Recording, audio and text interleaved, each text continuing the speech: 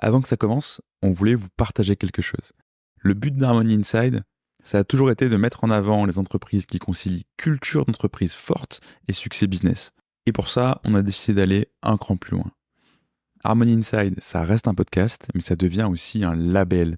Le label qui vous permet de savoir et de faire savoir à quel point votre entreprise est harmonieuse, avec une culture forte, 100% authentique et 0% bullshit. Si vous voulez en savoir plus, contactez-nous.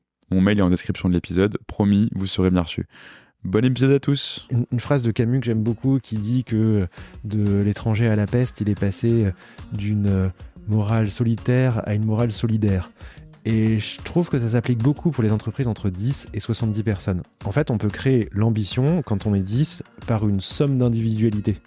Et même si on travaille ensemble et qu'on a l'impression d'être une équipe et d'être tous ensemble, ça reste quand même forcément beaucoup d'individualités qui s'additionnent. Ça marche plus du tout à 70. À chaque moment de la vie de l'entreprise, j'ai l'impression qu'il faut quand même réinventer un système, puisque ce serait illusoire de penser qu'on a créé un système qui va tenir sur 3, 4, 5, 6 ans. Donc je trouve aussi qu'il y a beaucoup d'intérêt à le repenser. Mais oui, je pense que ce système, en tout cas nous on l'a pensé justement pour être plus efficace quand on sera 200 que à 70. Moi, une des convictions fortes que j'ai dans la culture, c'est que c'est une façon de rendre la confiance que chaque salarié peut avoir dans l'entreprise à eux et de leur donner finalement les moyens de l'action. Salut, bienvenue sur Harmony Inside, le podcast qui t'aide à créer une culture forte pour ton entreprise et à réussir ta croissance. Je suis Vincent Aboyance, harmoniste d'entreprise au sein du collectif Biharmoniste, et j'interviewe des dirigeants qui ont réussi à allier à la fois succès business et culture entreprise exceptionnelle. Pour retrouver leurs conseils et si tu aimes ce podcast, abonne-toi et laisse 5 étoiles et un commentaire si tu es sur Apple Podcast. C'est vraiment d'une aide énorme. Bonne écoute. Salut Grégoire. Bonjour Vincent. Écoute, merci de me recevoir chez WeFin ce matin. On se parle grâce à l'agence Raoul, qui c'est toujours bien de citer, qui est un grand partenaire de ce podcast et qui t'accompagne aussi. Et ils m'ont présenté WeFin et vraiment le pitch m'a fait rêver. Il y a un côté, tu as créé une entreprise qui est une entreprise à mission. Et ta mission, c'est de redonner du sens à la finance en la rendant plus transparente, si je l'écorche pas. Et ça m'a clairement donné envie de te rencontrer parce que, si tu veux, l'image de la finance que j'ai et qui était encore celle de beaucoup de monde au moment où tu as créé ta boîte en 2018, c'est la finance, c'est la crise, c'est les scandales, c'est, je pense que pour 80% des gens qui s'intéressent pas à la finance, c'est Jérôme Kerviel. Et toi, tu arrives en disant on va redonner du sens à la finance. Question très simple et très compliquée, comment on fait ? Merci de la question. Effectivement, c'est une question que je me suis beaucoup posée, moi, même avant WeFin, en allant en finance. Je suis ingénieur à la base et les premiers stages que j'ai faits au moment où j'ai commencé mes études d'ingénierie, c'était pas du tout dans le domaine de la finance. Je viens pas de ce monde et il y a personne de ma famille ou de mon entourage qui y vient. Et en fait, c'était la période de la crise financière, donc un peu avant Kerviel. On était au moment de la crise de la Grèce, des subprimes, etc. Et j'ai vu la finance à ce moment-là assez imparfaite, comme tu le dis, et très utile en même temps pour le monde, avec un impact très fort quand ça ne va pas. Je me suis dit, formidable, pas que la crise financière soit là, mais il y a probablement beaucoup de choses à faire. Donc ça, moi, c'était mon point de départ, donc c'est marrant que tu parles de crise et de cette image qu'on a de la finance, parce que c'est aussi l'image que j'avais, et en allant en finance, je voulais faire ça. Alors quand j'y suis allé, en fait, j'ai travaillé à BNP Paribas, plutôt avec des grands groupes et dans des institutions financières classiques, on va dire, pour découvrir le milieu. Je suis allé avec la fleur au fusil, en me disant on va changer de l'intérieur le système.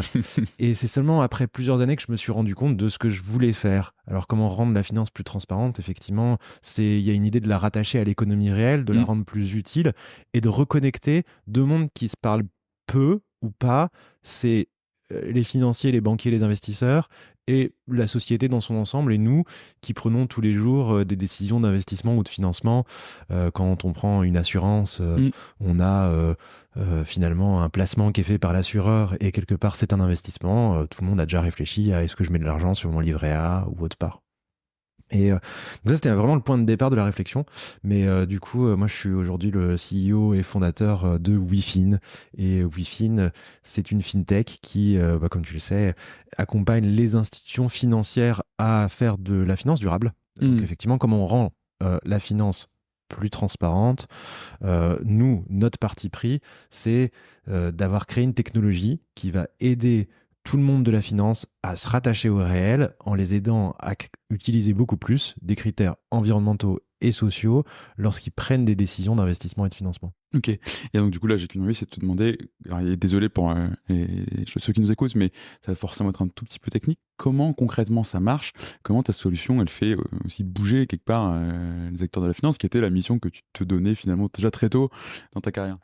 Ouais, on a pris le parti d'aller dans le cœur de la finance traditionnelle, là où en fait il y a le plus grand nombre d'argent qui est placé. Donc on parle plus de millions ou de milliards, mais parfois de trilliards. Hmm. Et en fait, nous, ce qu'on s'est dit, c'est que tout cet argent-là, il est investi et financé aujourd'hui à l'échelle de la planète sans qu'on prenne en compte ces critères et on va donc devoir trouver un moyen très scalable à grande échelle de faire tout ça.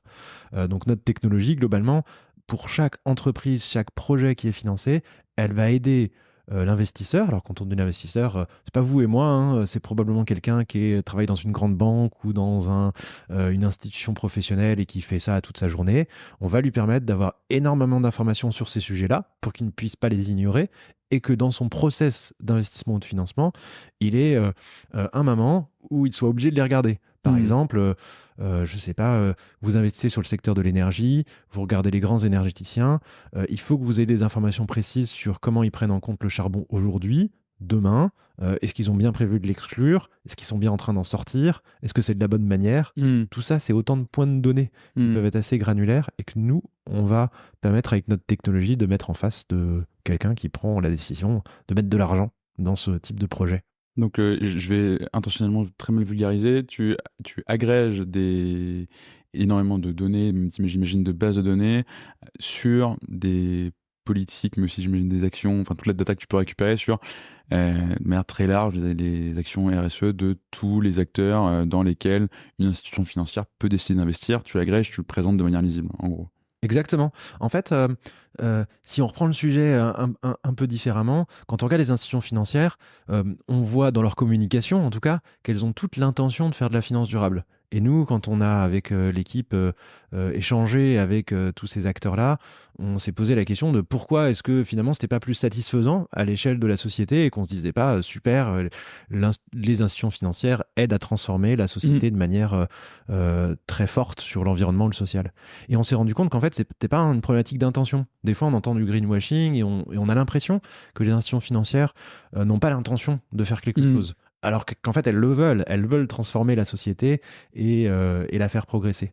Mais en fait, on s'est rendu compte qu'elles n'avaient pas les moyens. Donc effectivement, faire tout ce que tu dis nécessite d'avoir des données très granulaires, beaucoup de données, une manière de les vérifier aussi.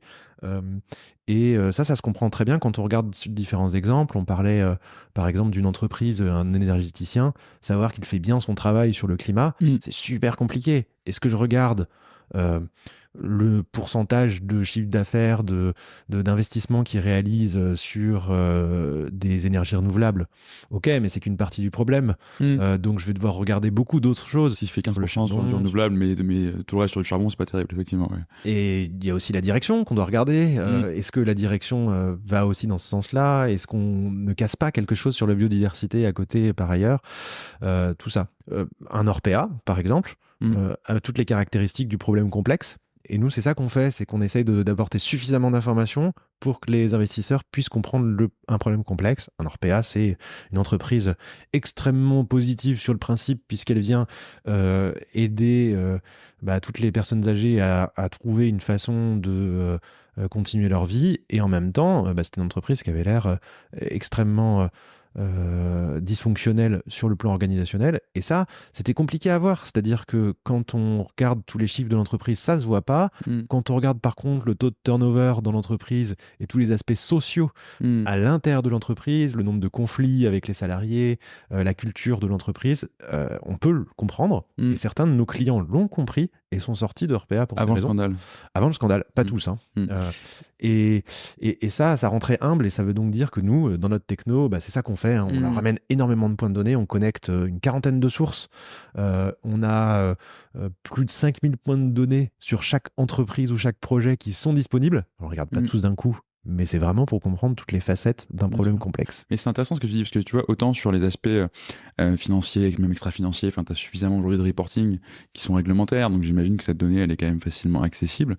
Sur des indicateurs un peu plus complexes à obtenir, pour moi, enfin, typiquement les indicateurs RH d'une boîte, tu as peut-être les rapports annuels où ils sont obligés d'en discloser une partie, mais tu as accès à cette data qui te permet d'avoir cette finesse d'analyse, du coup? Alors, c'est vraiment tout le sens du problème. Effectivement, il y a une grosse partie de notre solution qui porte sur l'accès à ces données et la capacité aussi à les retranscrire dans une très grande qualité et homogène. Euh, alors, on n'a pas toujours accès à ces données. Donc, ça veut dire que quand on regarde une entreprise, il faut à la fois regarder son rapport d'entreprise, mais aussi des contre-rapports, soit d'organisations gouvernementales, Mm. d'analystes, de personnes qui sont expertes de ces différents sujets. Et effectivement, on a parlé de charbon ou de turnover dans l'entreprise. C'est deux sujets qui sont très, très différents. Il va falloir donc des experts qui ne sont pas les mêmes. Ça veut donc dire que, du coup, dans notre solution, quand je dis 40 sources, c'est pas pour se faire plaisir, c'est aussi parce qu'on a besoin d'avoir des avis très très différents quand on regarde une entreprise. Mm. Donc, il y a cette problématique d'accès de la donnée et de vérification aussi. Hein. Bien sûr. Comme tu le disais, il y a certains chiffres financiers qui sont assez réglementés, il y a des commissaires aux comptes, on peut être capable de les vérifier de manière relativement indépendante et d'en avoir une confiance. Les scandales financiers existent, mais ils sont rares. Mm. Par contre, effectivement, les chiffres sociaux d'une entreprise, souvent, ça fait partie de la communication de l'entreprise. On a envie de les valoriser. On publie des choses qui sont pas si claires. Et donc, lire à travers ces choses-là, ça fait partie du travail de nos clients. Et nous, c'est ce qu'on essaie de faciliter. Mm.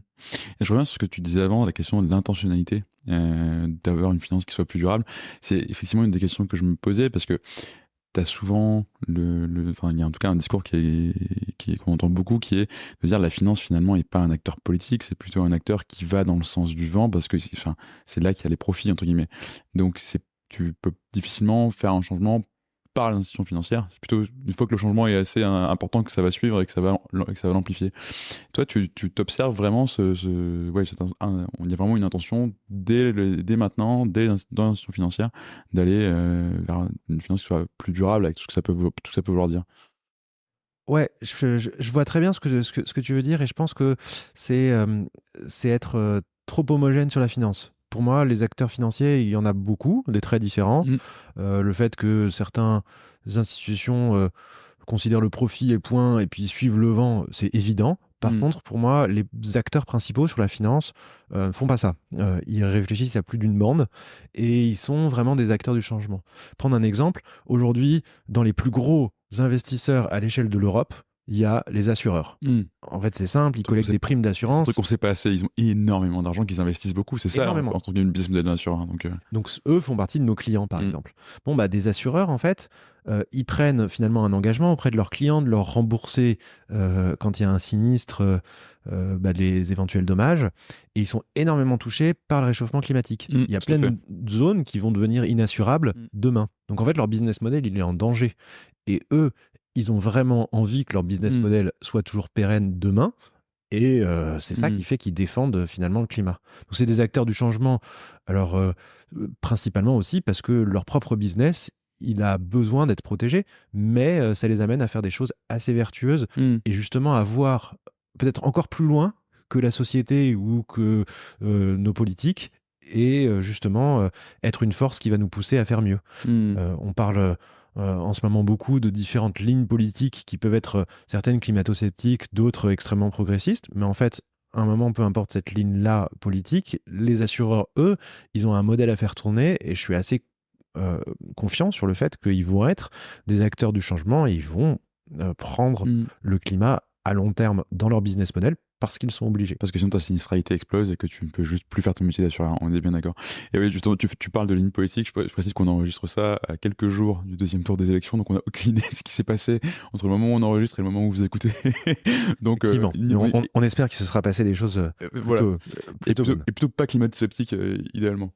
Ouais, c'est vrai que je ne sais pas ce qui va se passer, mais nous, chez WeFin, on est éminemment ancré dans des valeurs d'environnement, de social et puis plus généralement de progressisme. Donc on est inquiet anxieux de voir que il y a des partis qui représentent pas ça, qui ont une chance d'arriver au pouvoir, assez conscient aussi que on n'est pas le centre du monde et que il y a d'autres problèmes qui sont en train d'être gérés à l'échelle du pays. Mais en tout cas, on espère qu'il y aura un dénouement, si ce n'est positif, au moins qui permette d'avoir une force progressiste. Et nous, on s'est beaucoup créé avec de la diversité, de l'inclusion de beaucoup de personnes. Il y a beaucoup de gens qui viennent soit qui sont pas français dans les équipes ou qui sont plus généralement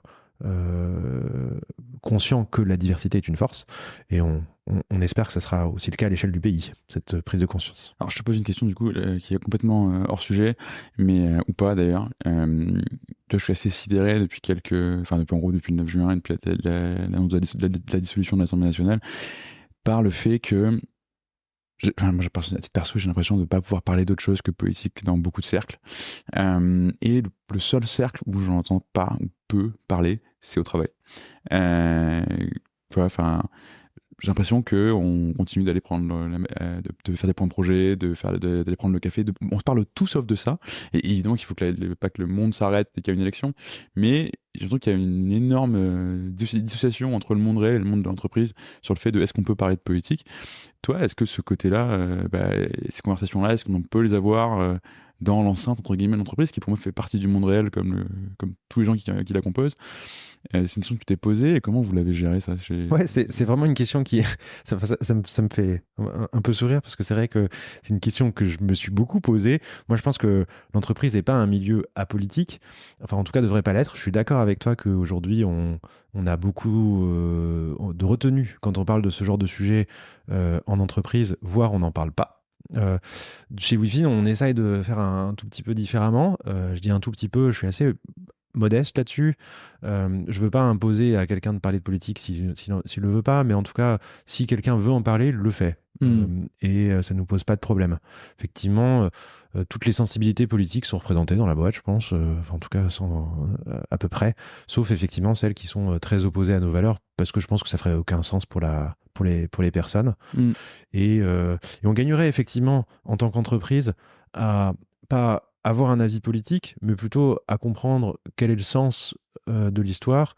Et effectivement, je trouve qu'il y a un peu une hypocrisie aujourd'hui du fait de s'interdire dans une entreprise d'en parler, alors qu'effectivement, les entreprises font aussi beaucoup de lobby pour essayer d'amener la politique au sens large, avec un grand P, dans le sens le plus business. Et c'est très bien. Par exemple, moi, je suis extrêmement content de l'accompagnement qu'on a pu avoir de la BPI, reconnaissant du fait que sans l'État, en fait, et son soutien, on ne peut pas créer d'entreprise. Donc, autant s'y intéresser. Je suis d'accord avec toi.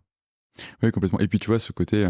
Enfin, tu le sais, ce podcast-là, il parle de culture entreprise. Moi, j'en fais mon métier d'accompagner les entreprises parce que j'y crois, que tu peux porter des valeurs qui te rassemblent, etc. Et pour moi, si tu limites ces valeurs-là au champ, entre guillemets, corporate et des interactions dans le cadre du travail, quelque part, en fait, elles redeviennent bullshit. Tu vois, si tu peux pas parler parce que quand on parle pas, qu'est-ce qui se passe, tu vois, dans un pays où tu as 3 blocs qui font très large maille, un tiers des voix chacun, tu sais que t'as les 2 personnes que t'es top potentiellement qui votent de manière très opposée. Du coup, c'est quoi? Soit t'en parles, soit tu t'en parles pas, tu fais comme si tout était habituel, et en fait, je vois beaucoup de gens qui pronostiquent un peu sur lui là-bas dans tel bureau, il veut peut-être comme ça, etc., etc. Et pour moi, tu exploses complètement ta culture, tes valeurs et le ciment et la concorde qui sont supposés aller avec. Je suis d'accord qu'il y a une forme d'hypocrisie si on crée des valeurs, et nous c'est le cas, hein. On a des valeurs de transparence, sans que ce soit dans les valeurs, il y a effectivement une forte conviction que la diversité nous apporte beaucoup. Si on l'ignore au moment où on parle de politique, ça n'a pas de sens. Mais même plus que ça, en fait, moi, ce que j'ai remarqué depuis le 9 juin, c'est que, et tu as raison, on parle de politique partout, que ça crée beaucoup d'anxiété pour beaucoup de gens. Énormément. Et en fait, plus généralement, et peut-être que ça, c'est un argument assez rationnel pour chaque chef de service, d'entreprise, pour parler un peu plus de politique. Si tout le monde est anxieux, personne ne va faire du business. On ne peut pas se dire que on monte une entreprise et qu'on a envie de développer l'activité des clients, c'est un peu dérisoire si derrière on est anxieux sur l'avenir de son pays. Donc je pense que c'est vraiment un sujet, si quand on libère la parole, on peut au moins se permettre de reposer des bases, remettre de la sérénité chez tout le monde et puis de faire en sorte d'avancer, alors c'est déjà bien. Complètement d'accord avec toi. Et c'est effectivement très lié à ce que, enfin, tu sais, c'est la même logique que celle qui a 10 ans te disait tes problèmes perso, tu les laisses à la maison.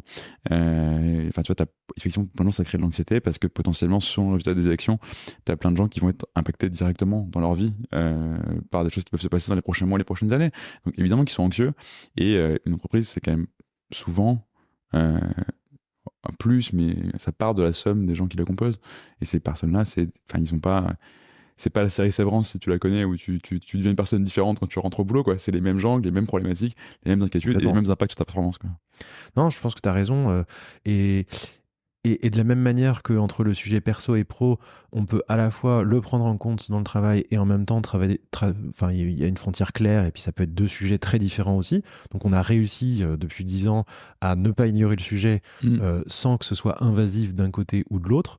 Bah, c'est pareil. Je veux dire, personne ne pense qu'il faut faire des meetings politiques dans les entreprises. Pas du tout. Par contre, ignorer le sujet, c'est pas non plus une solution. Nous, en côté investissement et finance, on voit quand même beaucoup plus de gens qui, en tout cas, sans avoir un message politique, parce que c'est pas le but, encore une fois, n'ignorent pas le sujet. En tout cas, j'ai l'impression que le seul côté positif des événements qui sont arrivés, c'est le fait qu'on a pris conscience, peut-être collectivement, que il fallait porter une voix plus forte et montrer bien quels étaient les systèmes politiques qui allaient nous permettre de développer des entreprises. Oui, effectivement, peut-être une repoétisation de l'opinion, parce qu'il y a aussi un enjeu qui est fort pour le coup. Et justement, dans ce côté porter des initiatives, enfin, porter qui quelque part est toujours politique, WeFin, vous avez aussi fait le choix de le faire en devenant entreprise à mission. Une entreprise qui porte une mission et qui donc forcément a une volonté de transformation du monde. Est-ce que tu peux nous raconter pourquoi au final avoir décidé de devenir entreprise à mission? Nous, c'était une évidence parce que, en fait, on a toujours voulu monter une entreprise qui allait aider le secteur financier à s'améliorer. On a conscience que c'est un problème qui est complexe et qui nécessite donc de l'exemplarité de notre côté. On voulait être exemplaire et donc avoir une capacité à prouver aussi à nos partenaires, clients, ou chaque salarié qui travaille chez WeFin qu'on est une force qui œuvre pour le bien. Si je fais un peu l'autre chemin, ne pas être entreprise à mission, ça voudrait dire qu'on est d'abord une start-up technologique et point, et que dans ce cas-là, notre technologie, elle peut être dévoyée pour faire n'importe quoi. Ça, on voulait pas. On voulait pouvoir être un appui pour les clients. Et on avait une conviction forte aussi que le fait d'être intransigeant là-dessus allait nous aider à développer un business model et à être un produit qui soit beaucoup plus efficace pour nos clients. Concrètement, aujourd'hui, les institutions financières qui sont clientes de WeFin, non seulement elles viennent chercher une technologie, mais aussi, avec mes équipes, des experts qui peuvent les aider à mieux comprendre comment prendre en compte la durabilité. Et donc à faire mieux. Et ça, c'était super important pour nous. Puis aussi, il y a une forme, dans l'exemplarité, pour moi, de volonté de surtout pas prêcher des choses qu'on trouve assez positives pour le monde, donc faire de la finance durable, et ne pas les faire en interne. Donc on voulait aussi avoir une culture d'entreprise qui reflète le fait que on prêche ce qu'on dit. J'aime beaucoup ce décalage que tu as de dire c'est pas qu'est-ce que ça veut dire de l'être, c'est aussi qu'est-ce que ça veut dire si tu l'es pas. C'est vrai que c'est une très bonne manière de regarder le problème. Et tu vois, là, comme on cherchait il y a quelques minutes les arguments rationnels, entre guillemets, et qui vont dans le sens de l'entreprise, que ce soit pour s'engager pour le climat ou pour parler de politique, est-ce que ce modèle d'entreprise à mission, avec tout ce qu'il compose, tu as un comité de mission, tu as des objectifs qui sont... ta mission est déclinée en objectifs, elle n'existe pas juste par et pour elle-même. Est-ce que ça t'a apporté, ça vous a apporté des choses chez WeFin, même en termes d'opérationnel, de structuration, etc., etc. Alors complètement. Même avant de parler d'opérationnel, et pendant que tu posais ta question, ça m'a rappelé une anecdote un peu récurrente qu'on a avec les clients. En fait, il faut bien se dire que par rapport aux autres fintech qui étaient nos concurrents au début de WeFin, aujourd'hui on est 70, on a une quarantaine de clients, et en tout cas en France, on a réussi à s'établir comme un des leaders de marché. En tout cas, c'est ce qu'on aspire à être. Et les autres qui étaient au portillon de départ en même temps, souvent ce qu'on nous a dit, c'est alors, ils ont une technologie aussi, mais vous, en tout cas, on sent que vous êtes des vrais puristes et on sent que vous voulez nous aider à avancer. Et je pense que c'est ça aussi que ça nous a aidé à faire. Donc, tout simplement, nous, on a gagné des clients qu'on n'aurait pas gagnés si on n'était pas entreprise à mission, si on n'avait pas placé au centre les valeurs et qu'on s'était pas dit que notre métier, c'était pas uniquement une technologie, c'était aussi une façon de voir les choses. Après, organisationnellement, aujourd'hui, on s'appuie sur un socle de 4 valeurs qui sont parties un peu de l'équipe fondateur. Et puis ensuite, on les a revues avec l'ensemble du staff l'année dernière. Et on continuera à le refaire périodiquement. Donc, il y a responsabilité, liberté, transparence, quelque chose qui s'appelait culture scientifique avant, mais qui s'appelle maintenant esprit critique et pédagogie. C'est les 4 piliers qui nous représentent bien et qu'on essaie d'appliquer effectivement. Donc, à la fois dans nos produits. Des fois, on se pose la question comme ça, est-ce que c'est faire preuve de pédagogie que de développer un module de cette manière-là ça nous a fait changer notre roadmap. Puis en interne aussi, on essaye dans nos fonctionnements de garder ces principes à l'œuvre. Du coup, il y a plusieurs corps, on va dire, intermédiaires dans l'entreprise qui vont les prendre en compte et puis appuyer.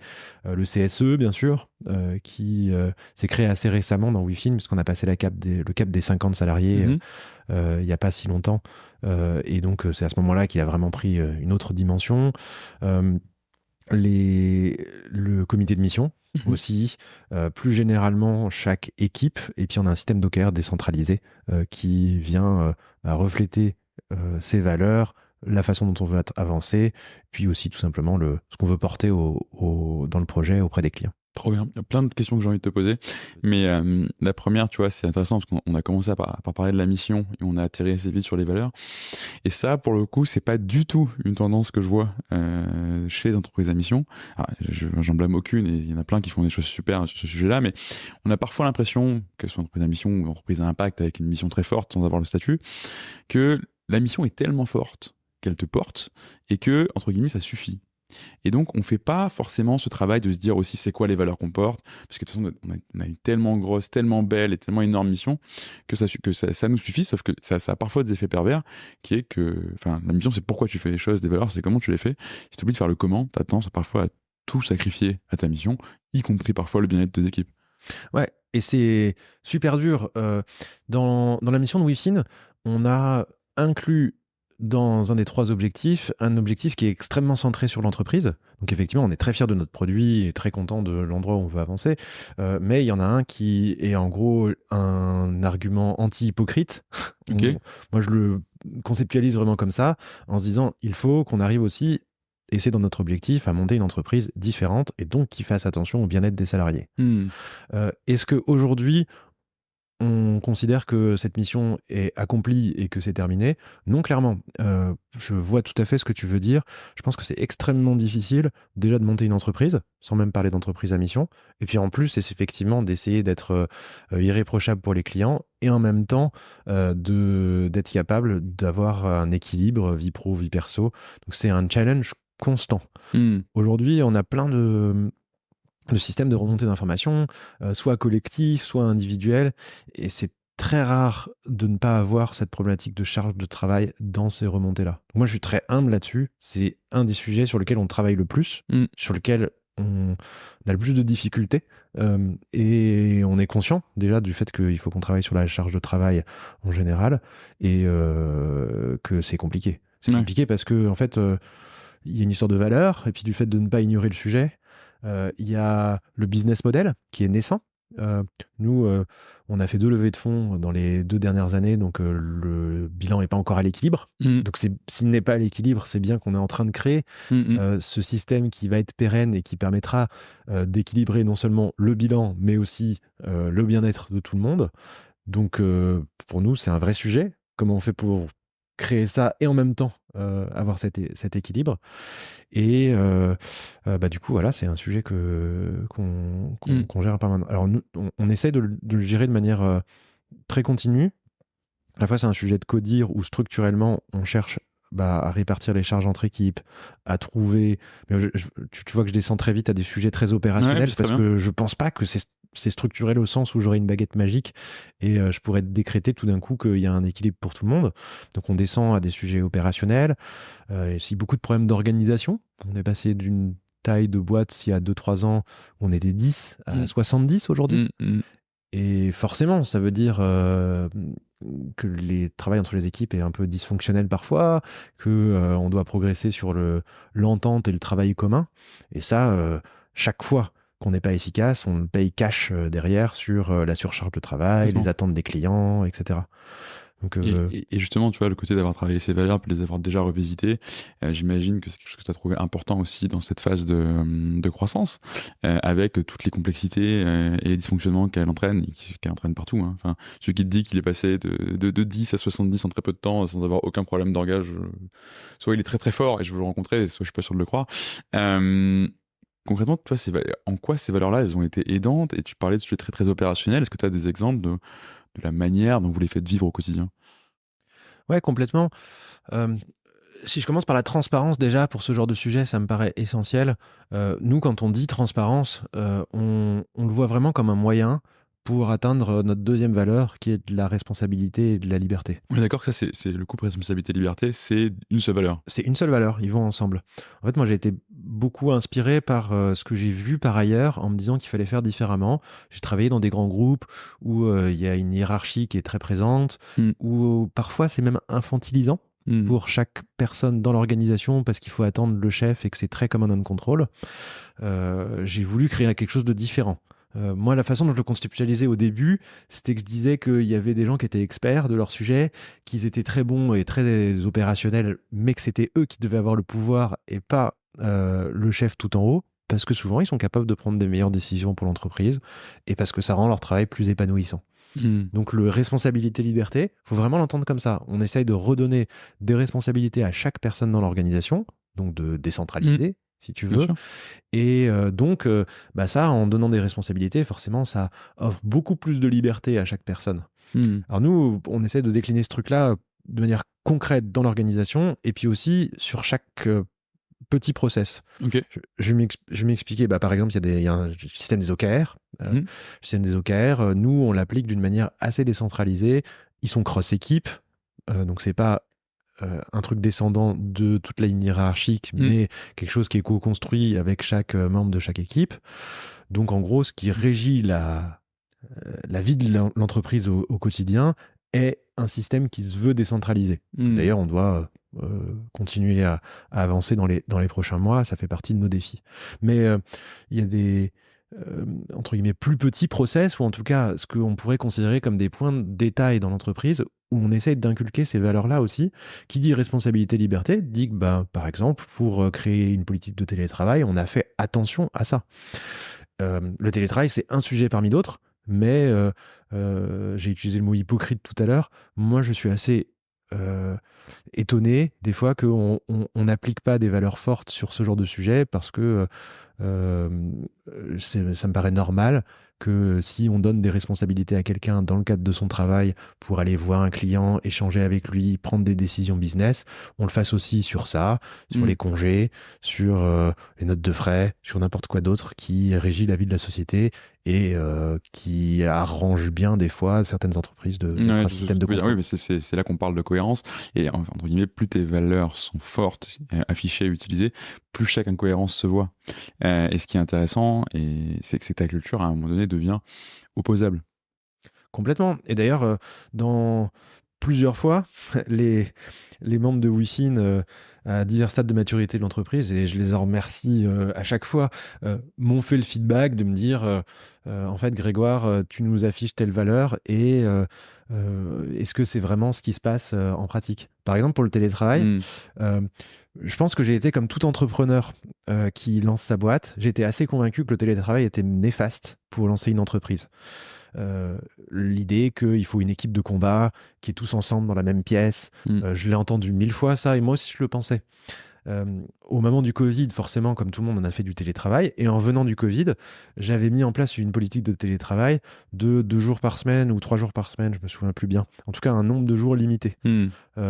Objectif, faire revenir les gens au travail et puis retrouver cette équipe de combat qu'on avait au début. À l'époque, on n'était que 10. Et très vite, en fait, tout le monde m'a dit « Mais Grégoire, c'est n'importe quoi. On a l'impression d'avoir... Alors, ils m'avaient dit une politique de grand groupe. » Ce qui a dû te faire plaisir. Ouais, donc, ça m'a fait me poser des questions quand même sur comment j'étais arrivé aussi vite à recréer un grand groupe Bien chez sûr. moi. Et en fait, en réfléchissant, je me suis rendu compte que le niveau de confiance que j'appliquais à tout le monde pour le travail, j'étais très content de l'équipe aussi à cette époque-là comme aujourd'hui, je le mettais pas du tout dans le télétravail. Pourquoi est-ce que je leur fais confiance le lundi et le mercredi de faire du télétravail et pas le mardi et le jeudi? Et au final, on a changé complètement la politique de télétravail. C'est eux qui ont demandé ça, en créant un système entièrement libre. La politique de télétravail de Wi-Fi tient en une ligne. Faites comme vous voulez, du moment que vous êtes le plus efficace pour l'entreprise et pour vous-même. Ce qui veut dire que c'est chaque salarié qui prend ses responsabilités et qui détermine s'il est mieux placé en télétravail et pas en En télétravail. 2 mots, c'est responsabilité, liberté, du coup. Exactement. Ouais. On retrouve exactement la valeur dans cette politique de télétravail. Et ça, c'est la meilleure non-décision que j'ai prise de ma vie chez Wi-Fi, puisque finalement, quand on fait des sondages auprès des salariés, c'est la partie de la culture qu'ils aiment le plus, le télétravail. Et la confiance que l'entreprise donne à ce moment-là envers chacun est rendue 100 fois. Donc, je pense que, mais si on le prend d'une manière très financière, je pense que c'est peut-être la décision la plus rentable qu'on ait pris tous ensemble. Mais justement, j'avais posé cette question-là, et pas uniquement parce que tu as une entreprise qui bosse avec le monde de la finance, mais on a souvent la question de dirigeants, etc., de c'est quoi le ROI, en gros, de la culture. Et c'est pas toujours facile de répondre. Nous, on s'amusait à faire des modèles, etc. Mais en général, le ROI, c'est ceux qui le perçoivent, ceux qui ont fait le travail, et c'est ceux qui en ont le moins besoin, du coup. Pour toi, c'est quoi justement le ROI d'avoir investi du temps et de l'argent, en gros, sur ta culture entreprise? Ouais, je pense que j'y vois plusieurs ROI. Je vais reprendre cet exemple du télétravail parce que je trouve qu'il est marquant pour qu'on puisse prendre ce type de conclusion, mais je pense que ce serait valide pour tous les autres sujets. Moi, dans ma culture, le fait de faire responsabilité, liberté, et puis de se dire qu'on fait confiance aux gens, déjà, financièrement, ça m'évite de mettre en place un système coercitif qui va contrôler tout le monde. Et qui coûte cher aussi. Ça coûte très cher, très factuellement. Après, en fait, le fait de créer une culture qui fonctionne, même sans parler de responsabilité, liberté, ça veut dire que tout le monde va se sentir en confiance. Et je pense que une des difficultés majeures qu'une entreprise de la taille de Wi-Fi peut rencontrer, c'est le travail ensemble. C'est très compliqué de collaborer tous ensemble parce que c'est des sujets compliqués avec les clients qu'on fait. On a besoin de travailler entre des techs, des RH, des services clients, des sales. C'est des cultures d'équipes qui sont différentes et ce travail ensemble, c'est vraiment le nœud central, le nerf de la guerre. Je pense que la culture, elle joue beaucoup sur la capacité à rapprocher les gens qui ont des expertises différentes, à les faire travailler ensemble. Et pour moi, c'est crucial. Donc, le ROI, il est là. Puis après, on peut le remarquer. Nous, on regarde beaucoup avec les différents membres de l'équipe. Est-ce qu'on a très concrètement plus d'engagement, moins d'engagement? On fait des sondages auprès des salariés. On regarde le nombre d'arrêts maladie. Ou est-ce qu'il y a du turnover dans les équipes? Et nous, on constate empiriquement qu'on en a moins que d'autres entreprises de taille équivalente. Donc on y voit vraiment un ROI direct de la culture qu'on a réussi à créer. Sans être parfaite, cette culture, en tout cas le fait de la travailler avec tout le monde et de se dire que chacun, parce qu'il est responsable et libre, va avoir les moyens d'influer sur l'entreprise et donc n'est pas démuni en face d'un problème, c'est assez crucial. On en revient encore une fois à la question de l'intentionnalité. De travailler sur ta culture de manière intentionnelle, ça produit des effets, peu importe que tu sois arrivé au bout du chemin ou pas, et en réalité tu seras jamais arrivé au bout du chemin avec une entreprise qui continue de vivre. Et heureusement, parce que je pense que si on était arrivé au bout du chemin, ça voudrait dire que la culture n'évolue plus, ça veut dire que chaque personne qui arrive dans l'entreprise n'a plus d'influence dessus. Donc moi je vois plutôt un intérêt fort à ce qu'elle évolue et a priori qu'à titre personnel ou les membres initiaux de l'équipe aient de moins en moins d'influence dessus et qu'elle soit, que l'équipe en général s'en empare. Et tu vois, je reviens sur ce que tu disais juste avant. Tu disais au début, il faut une équipe de combat pour créer une entreprise. Là, dans les derniers mois, j'ai beaucoup d'entrepreneurs. Alors, ça n'a rien à voir avec le contexte, mais j'ai beaucoup d'entrepreneurs, soit que j'accompagne, soit même sur ce podcast, qui m'ont posé la question de comment tu maintiens un niveau élevé d'ambition chez tes collaborateurs avec la croissance. Et je sais pas si c'est une problématique que tu as rencontrée toi dans ce passage de 10 à 70, mais pour moi c'est souvent là que tu commences à le voir. Au début, quand tu as des 10, tu as des profils couteau suisse, entrepreneurs, qui sont là pour que la boîte grandisse et qui ont tout à y gagner. plus ça avance, plus tu recrutes des gens qui ont des expertises, qui ont des compétences, qui vont te permettre de passer au stade d'après, mais qui sont pas forcément des profils entrepreneurs. Donc, est-ce que le niveau d'ambition peut se maintenir, en fait, chez tes collaborateurs? Alors, je suis convaincu que oui. En tout cas, euh, oui, oui, bien sûr. Et je vois qu'en fait, dans ta question, enfin, j'ai l'impression qu'il y a à la fois une problématique d'ambition individuelle, Mm. c'est-à-dire est-ce que chaque salarié a la même passion pour l'entreprise et effectivement, dans les tout débuts d'une entreprise, des fois, on passe des nuits à travailler sur des sujets. Mais nous, ça nous arrive encore Mm. qu'on ait des rushs, qu'il y ait des moments forts dans l'entreprise. Il y a une phrase de Camus que j'aime beaucoup qui dit que de l'étranger à la peste, il est passé d'une morale solitaire à une morale solidaire. Et je trouve que ça s'applique beaucoup pour les entreprises entre 10 et 70 personnes. En fait, on peut créer l'ambition quand on est 10 par une somme d'individualité. Et même si on travaille ensemble et qu'on a l'impression d'être une équipe et d'être tous ensemble, ça reste quand même forcément beaucoup d'individualités qui s'additionnent. Ça marche plus du tout à 70. Nous, le travail qu'on s'est rendu compte qu'il fallait qu'on fasse, c'est de créer un système organisationnel et puis une ambition commune. Mm. Donc, tout simplement, moi, je ne me mettrais pas en équivalent. Je dirais que l'ambition du début, elle n'existe plus de la même manière. Il faut recréer une ambition qui soit collective.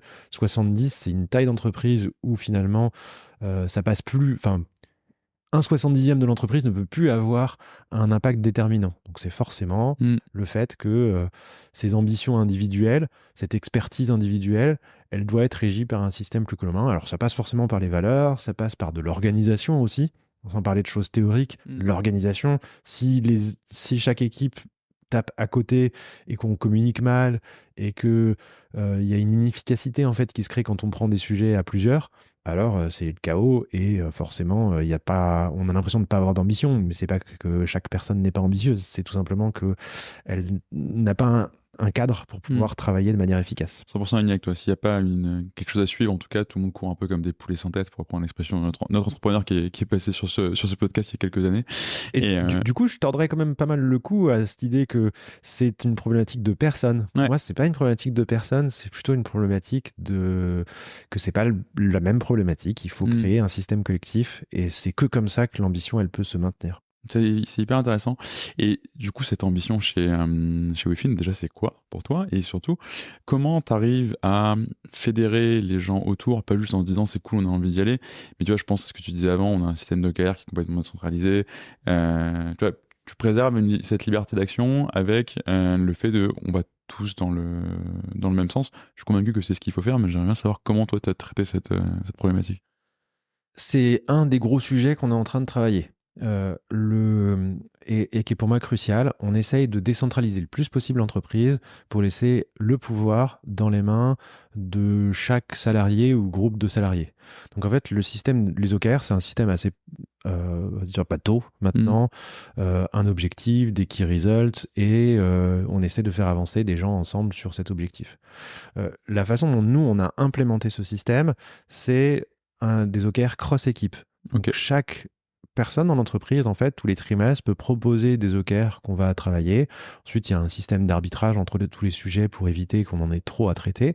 Mais nombre des OKR qu'on a ont été inspirés soit directement par des membres des équipes, soit pensés par les équipes. Et ensuite, une fois qu'il y a un OKR qui est lancé, l'idée, c'est de créer une équipe qui va être compétente autour de ce sujet, qui peut réunir les avis. Et à ce moment-là, les décisions qui sont prises par l'OKR, sauf s'ils mettent en danger radicalement l'entreprise, doivent pouvoir être prises à ce niveau-là. Pour moi, c'est en tout cas, sans parler d'OKR, c'est un système de décision locale qui est vraiment l'objectif pour WeFin.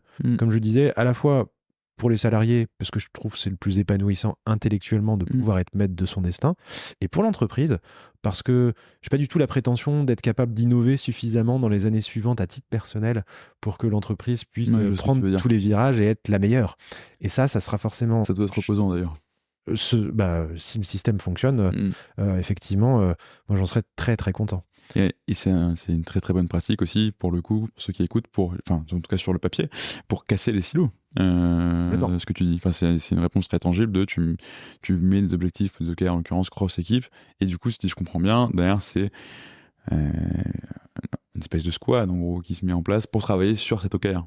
Ouais, parce que entre 10 et 70 personnes, une des grosses différences dans l'entreprise, c'est qu'on a dû créer des équipes. Donc forcément, on a créé un pôle sales, on a créé un pôle tech, là où avant, il n'y en avait pas. C'est obligatoire pour pouvoir créer des zones d'expertise. Mais qui dit nouveau pôle, dit forcément silo. Chacun va avoir ses propres objectifs. Donc le fait de créer ces OKR permet de casser les silos. C'est pas que ça. Ça veut aussi dire qu'il y a un travail de fourmi qui est à réaliser par tout le monde. Chaque personne, la direction, ça n'arrive pas magiquement, mais c'est une bonne base. Et pour moi, effectivement, c'est une réponse forte au fait de ne pas concentrer toutes les problématiques sur une seule personne, soit le CEO, soit le CTO des fois, soit divers membres de direction qui peuvent se retrouver avec à être un goulot d'étranglement. Et effectivement, casser les silos, donc faire en sorte que sales, tech, service client, produits travaillent tous ensemble sans forcément avoir besoin d'un arbitrage hiérarchique. Et tu penses que ça tient dans le temps? C'est-à-dire que j'imagine que vous avez, on va en parler juste après, mais tu as des ambitions de croissance chez WeFin. Est-ce que tu penses que c'est une solution qui est suffisamment flexible et agile pour pouvoir être scalable en gros? À chaque moment de la vie de l'entreprise, j'ai l'impression qu'il faut quand même réinventer un système, puisque ce serait illusoire de penser qu'on a créé un système qui va tenir sur 3, 4, 5, 6 ans. Donc je trouve aussi qu'il y a beaucoup d'intérêt à le repenser. Mais oui, je pense que ce système, en tout cas nous, on l'a pensé justement pour être plus efficace quand on sera 200 que à 70. Concrètement, là, dans les 2-3 prochaines années, on a une centaine de recrutements prévus. On va essayer effectivement de faire grandir WeFin, même au-delà de la France. On a la création d'une première location à Londres qui s'est faite il y a quelques mois. Et on a pensé ce système justement pour pouvoir faire une collaboration très efficace à cette échelle-là, parce que ça veut dire qu'il y a beaucoup d'écrits, parce que ça veut dire qu'on sait tous les sujets qui sont traités dans l'entreprise et on peut choisir de s'impliquer dans le sujet qui nous intéresse. Si demain, on fait dans un OKR la revue du système de rémunération, chaque personne qui est intéressée de ce sujet-là, par exemple un head location qui aurait moins de contact avec le siège là-dessus, peut s'y intéresser. Et ça, c'est une vertu forte du système. Complètement. Oui, c'est presque le système d'équipe liquide que tu peux retrouver dans d'autres littératures, avec quand même l'appartenance à une unité qui est aussi l'équipe qui reste très, très importante. Et la question que je me pose souvent aussi, c'est, tu vois, pour toi, en tant que CEO, c'est quoi c'est quoi ton niveau d'implication, en fait? C'est quoi le bon niveau pour toi? Parce que, concrètement, tu dois réapprendre ton rôle tous les 4 jours quand ton entreprise grandit. Au début, tu es impliqué dans tout, voire même tu fais. Puis assez vite, t'as pas la capacité cérébrale, pas toi, mais spécialement, mais tout le monde, à suivre une entreprise qui grandit exponentiellement, là où ta capacité d'apprentissage est généralement linéaire. Voilà, comment tu arbitres, toi, comment tu résous ce problème-là? Il y a la question de quel degré d'implication, et puis il y a la question de comment on s'implique surtout. En fait, sur le degré d'implication, forcément, assez naturellement, moi, je suis obligé de sortir des sujets puisqu'il y en a trop. Donc finalement, la boîte a passé cette taille critique où je peux tout regarder. Ça, c'est plutôt sain.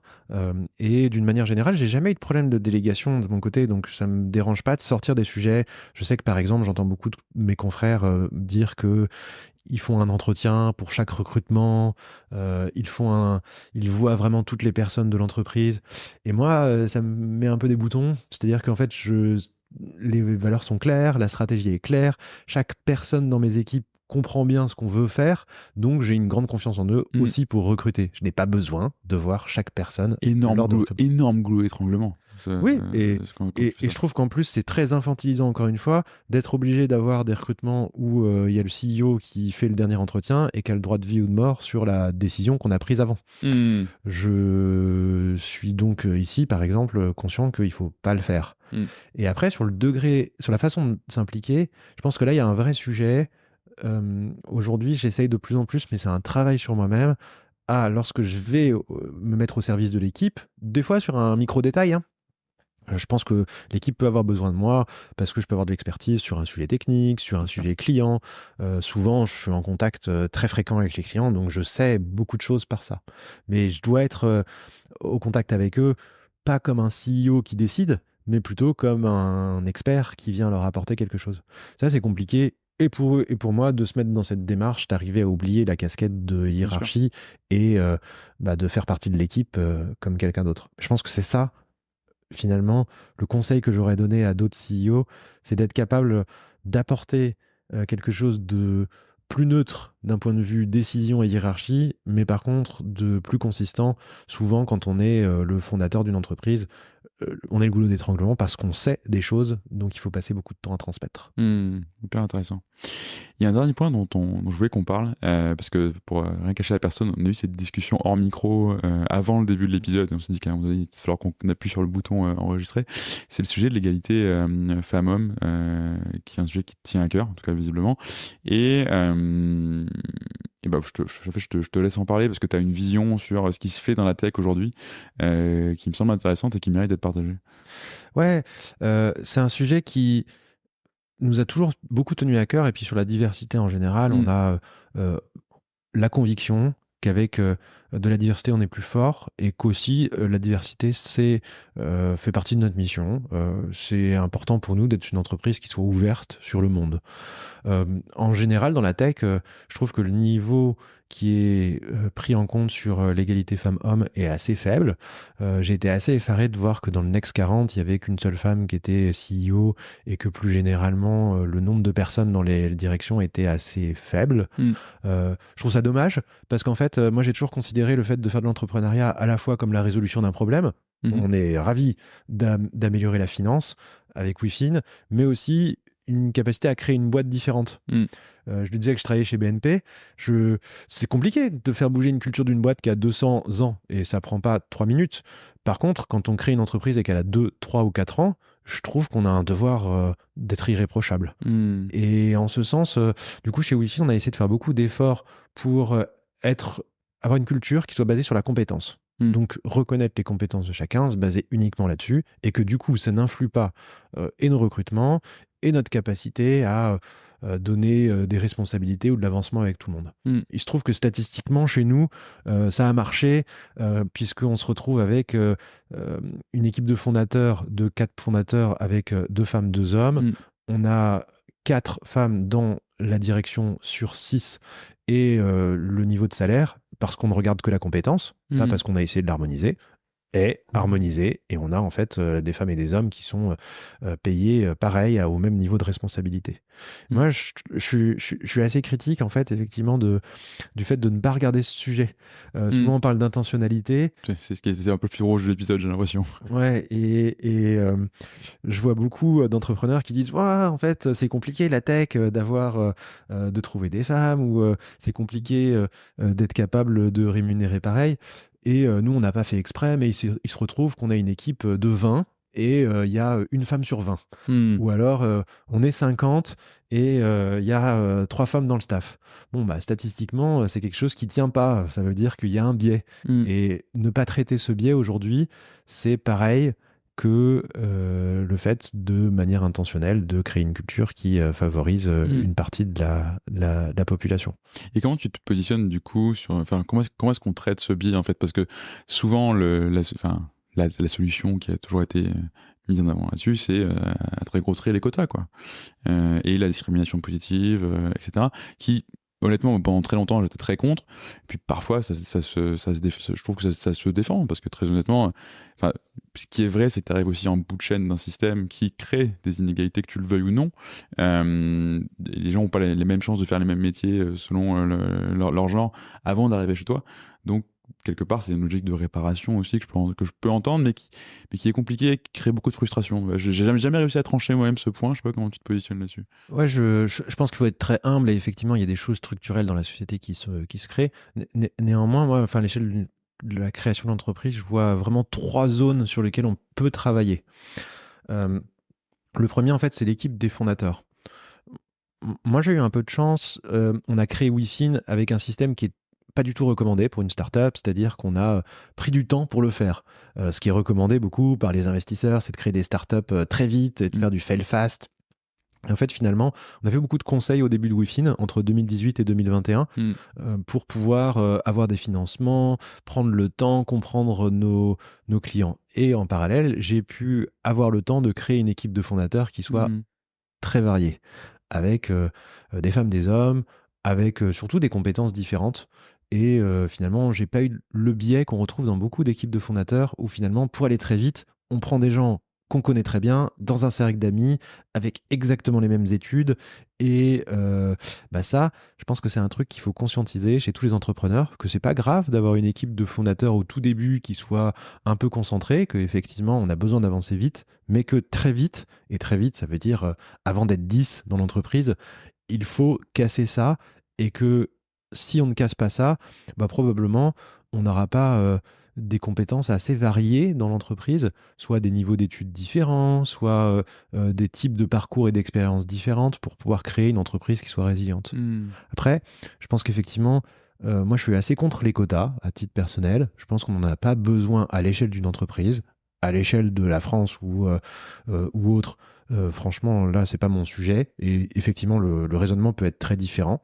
Mais quand on crée une entreprise, les différences salariales n'existent pas encore. Donc, on n'a pas besoin de quotas. Et souvent, en fait, ce qui manque, c'est une culture basée sur la compétence. Quand on objectivise et que on ne s'autorise pas à donner des augmentations, des niveaux de salaire avec des différences qui ne sont pas justifiées, on crée des biais inconscients.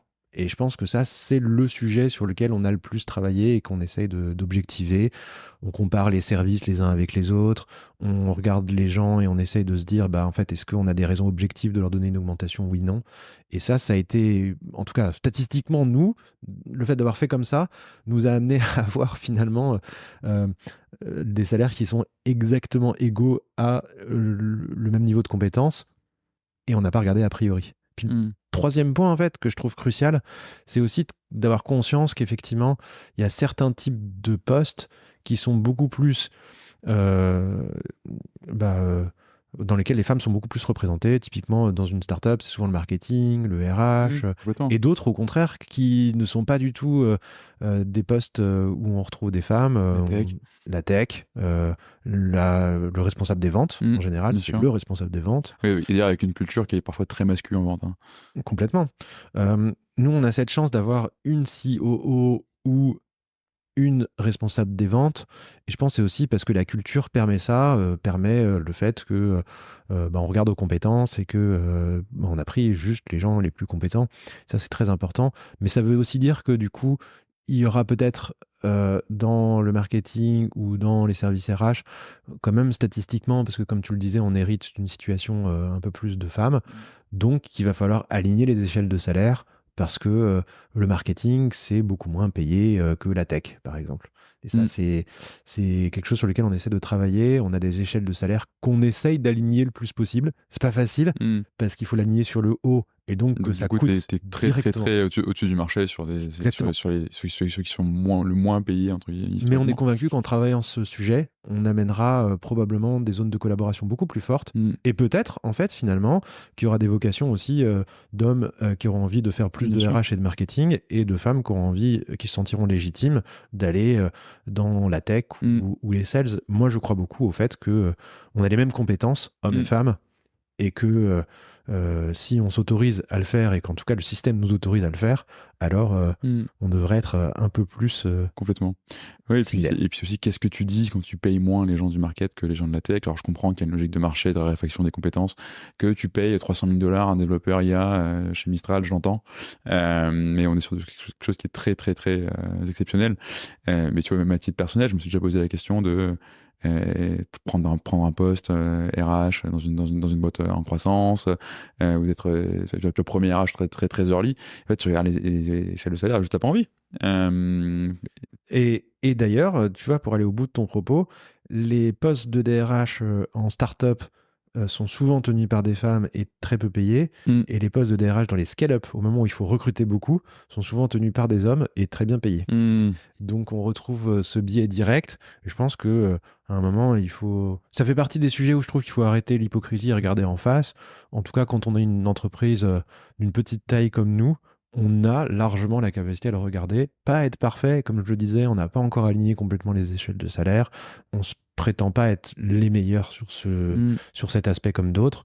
Par contre, c'est vraiment un des sujets qu'on met sur le devant et qu'on essaye de travailler. Super intéressant.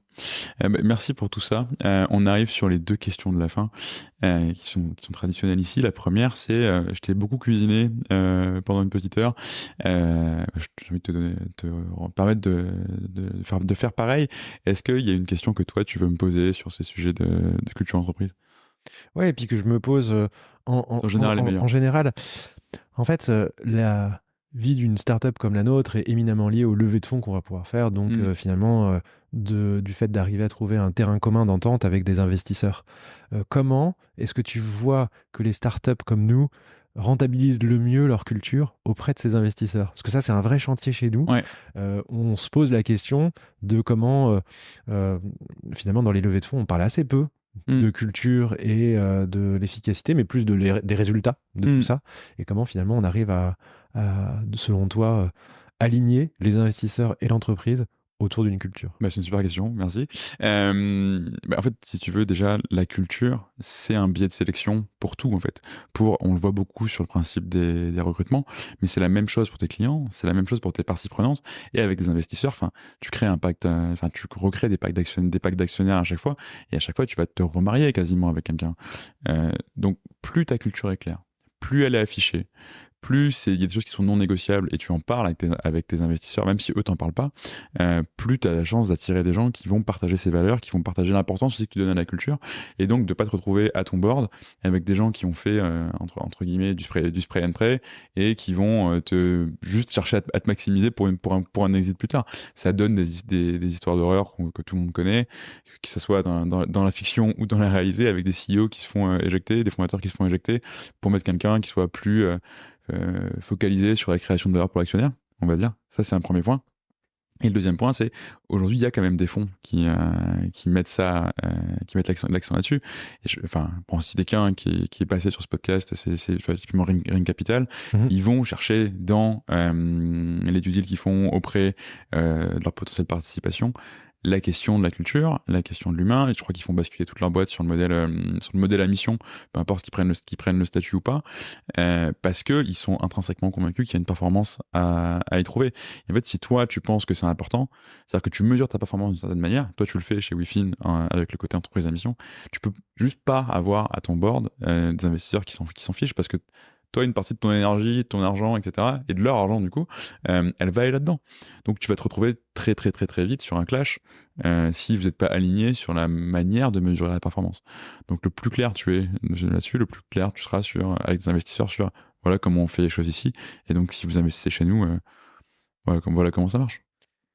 Ah, c'est vrai que c'est un super conseil qui va dans le sens de ce qu'on se disait aussi un peu avant le podcast, de ce biais que j'ai à titre personnel et puis que je pense que tout le monde a, de se dire que notre culture est imparfaite, parce qu'elle est encore en travail, on a envie de faire les choses bien. Tout le monde, hein. Mais donc on le communique peu et on le met un peu moins en valeur, si je peux réutiliser le mot des valeurs, alors qu'effectivement... alors que tu as tout intérêt à le faire. Il faudrait le faire et puis accepter le fait qu'elle n'est pas parfaite, mais que elle représente déjà beaucoup pour nous. Et puis c'est quoi une culture parfaite? Il n'y a pas la bonne culture. Enfin, moi, j'ai des convictions, je pense qu'il y a des cultures qui sont plus désirables que d'autres, mais d'autres ont des convictions différentes et elles ne pensent pas. Donc, et encore une fois, tu n'as jamais fini, ton entreprise va continuer de grandir, etc. Enfin, le jour où tu as fini de travailler sur ta culture, de l'actualiser, de la mesurer, de mettre en place des nouvelles choses, c'est que ton entreprise est morte en réalité. Donc, personne n'a une culture parfaite, je vois très peu de gens s'en prévaloir par ailleurs. Même il y a plein de gens qui communiquent de manière très forte, très ostentatoire sur le fait que chez eux c'est mieux qu'ailleurs, mais personne n'a jamais fini en réalité c'est vrai. sur ce sujet-là. Écoute, j'ai une dernière question pour toi, donc quand même pas finir avec moi. C'est la question qu'on pose toujours ici, c'est, tu en as déjà donné plein, mais quel serait le conseil que tu donnerais à un autre dirigeant pour faire de sa culture entreprise justement un levier de croissance? Tu l'as compris. Moi, une des convictions fortes que j'ai dans la culture, c'est que c'est une façon de rendre la confiance que chaque salarié peut avoir dans l'entreprise à eux et de leur donner finalement les moyens de l'action. Donc, moi, c'est un peu le conseil que j'aurais. Les meilleurs moments où j'ai réfléchi la culture et où j'ai trouvé que c'était intéressant, c'était de prendre des choses concrètes dans l'entreprise. Je parlais du télétravail, les notes de frais, les congés, toutes ces zones en fait où on a l'impression qu'il n'y a qu'une seule manière de faire et qu'on peut pérenniser un système qui existait déjà par ailleurs. On a tous été dans d'autres entreprises, on valide les congés, il y a une façon d'organiser les services d'une certaine manière. Tous ces sujets-là, ils peuvent être pensés à l'échelle de la culture. Lorsqu'ils le sont, en fait, ils permettent d'aligner non seulement les salariés et le produit et la mission de l'entreprise, mais aussi ces petites choses qui sont les petites hypocrisies de notre vie, mais qui en fait représentent bien ce qui est attendu de la part de tout le monde. Quand je suis un salarié d'une entreprise, en tout cas moi je me souviens bien, quand j'étais salarié d'une entreprise, je pensais aussi toute cette vie quotidienne de l'entreprise comme une forme d'hypocrisie parfois, parce que si on me fait confiance d'un côté, pourquoi pas de l'autre? Et moi, ce serait mon conseil. C'est pas une perte de temps de prendre un point de détail de la vie quotidienne comme les notes de frais, et de se poser la question est-ce qu'on est aligné ou est-ce qu'on est en train finalement de regarder à gauche et à droite, d'un côté de faire confiance et pas de l'autre. Ça me paraît être un super conseil. Merci beaucoup Grégoire, c'était un vrai plaisir. Merci à toi. Et à très bientôt. À bientôt et puis merci pour toutes les questions et pour l'échange. C'est un bonheur. À très vite.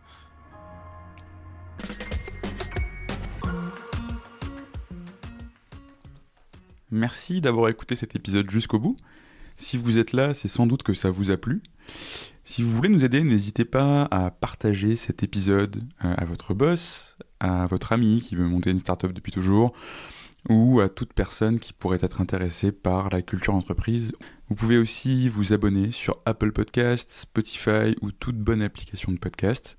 Et vous pouvez également nous laisser un avis 5 étoiles de préférence sur Apple Podcasts. À très bientôt pour un nouvel épisode et merci à tous.